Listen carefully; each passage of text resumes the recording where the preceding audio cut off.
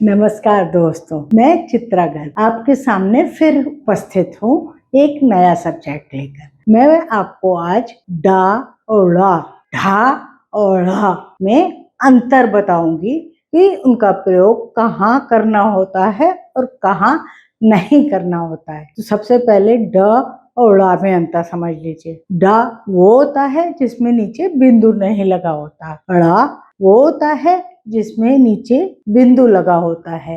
ये ड़ा हिंदी का ही शब्द है।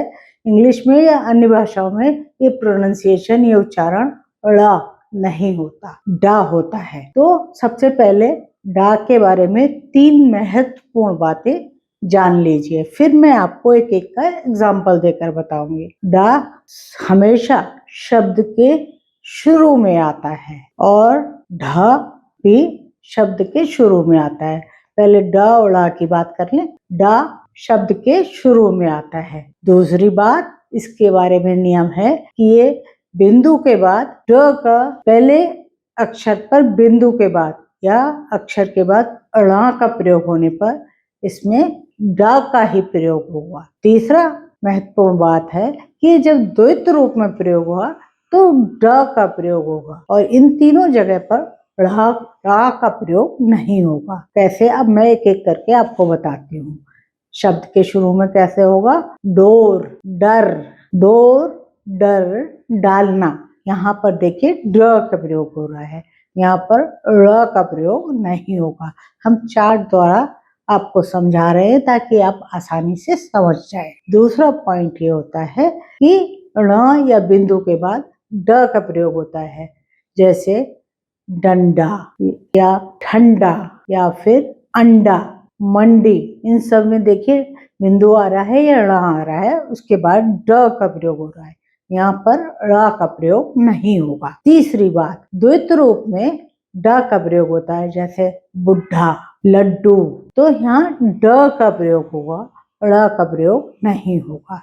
अब ड़ के बारे में जानिए। ड़ पहले अक्षर में नहीं होता, किसी भी शब्द का पहला अक्षर ड़ नहीं होता। दूसरे, तीसरे या किसी बात के अक्षर पर ड़ का प्रयोग होता है, तो ड़ का प्रयोग पहले के बाद कहीं पर भी हो सकता है। अब जैसे पेड़, भेड़, ड़ का प्रयोग हो रहा है, या कपड़ा, हड़पना, तो यहाँ देखिए आप ड़ का प्रयोग बाद में हो रहा है। और शब्द के अंत में कभी भी ड का प्रयोग नहीं होगा, ड़ का प्रयोग होगा।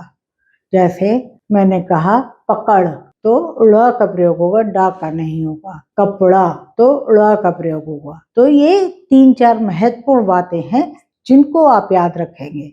तो कहीं पर भी आपको ड की जगह ड़ की जगह डा नहीं लिखेंगे। पेड़, तो देखिए ड़ बाद में आ रहा है, तो इस तरीके से डा और ड़ा में गलती नहीं होगी। अब मैं ढ और ड़ के बारे में बताऊंगी। इसके भी करीब करीब ड और ड़ जैसे ही नियम है, लेकिन फिर भी अलग से जानना जरूरी है। तो देखिए पहला पॉइंट, शब्द के शुरू में ढ आता है, ड़ नहीं आता। जैसे ढक्कन, ढपली, ढम ढम, तो ढ पहले आता है। अक्षर का शब्द का पहला अक्षर ढ होता सकता है, ड़ नहीं होता। अनुस्वार या बिंदु के बाद ढ का प्रयोग होगा, ढ़ का प्रयोग नहीं होगा। जैसे अनुस्वार के बाद ढ का प्रयोग हो सकता है, लेकिन कोई शब्द ऐसा नहीं है जो ढ वाला हो अनुस्वार के बाद हो, और ढ़ के बाद तो कभी हो ही नहीं सकता। द्वित्व रूप में ढ का प्रयोग हो सकता है, ढ़ का नहीं हो सकता। जैसे बुढ़ा, जैसे बुढ़ा, गड्ढा, तो यहाँ पर द्वित्व रूप में ढ का ही प्रयोग होगा, ढ़ का नहीं होगा। शब्द के बीच में कभी भी ढ का प्रयोग नहीं होगा, ड़ का प्रयोग होगा। जैसे पढ़ाई, चढ़ाई, कढ़ाई, तो यहाँ पर सब जगह ढ़ का प्रयोग होगा। शब्द के अंत में भी ढ का प्रयोग नहीं होगा, ढ का प्रयोग होगा। जैसे अनपढ़, तो ढ़ आएगा। या फिर बाढ़, तो बाढ़ में भी आप देखिए ढ़ बाद में आ रहा है। तो ये नियम है, जिन नियमों को याद रखने से आपको डा और ढा और ढ़ में कंफ्यूजन नहीं रहेगा और आप गलतियां नहीं करेंगे। देखते रहिए लॉजिक टच। हाँ दोस्तों, इसको सब्सक्राइब करना हरगिज मत भूलिएगा। फिर मिलेंगे, बाय।